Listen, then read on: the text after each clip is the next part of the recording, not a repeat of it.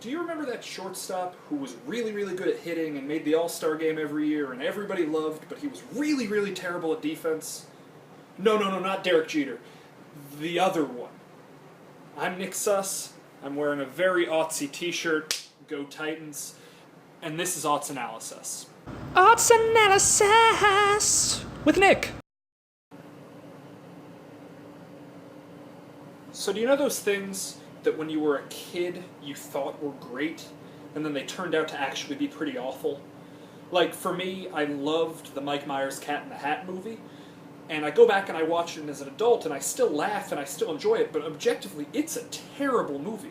And my two favorite songs when I was a kid were All-Star by Smash Mouth and Kryptonite by Three Doors Down, which are two awful, awful, terrible songs that, I mean, I still have a feeling that I should like, but they aren't good songs.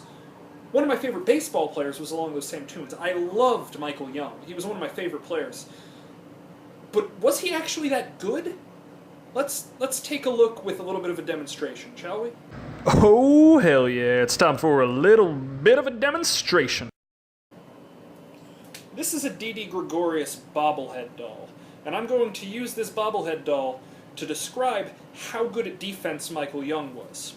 Here's the ball, and it goes over here, and Michael Young just does that. Just falls down. He wasn't very good at defense. If you look at defensive runs saved, he was by far the worst shortstop of the decade. If you look at by UZR, he was by far the worst defensive shortstop of the decade. And because of that, he actually wasn't worth that many wins. He wasn't as valuable as we thought he was.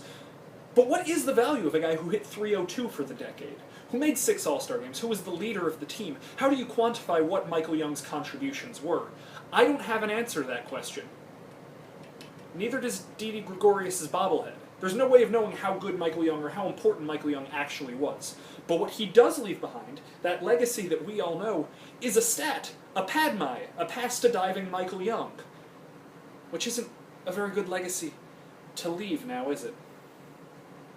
I don't know. But I can say, I still love him even if he was bad. Aughts AnalySuss with Nick.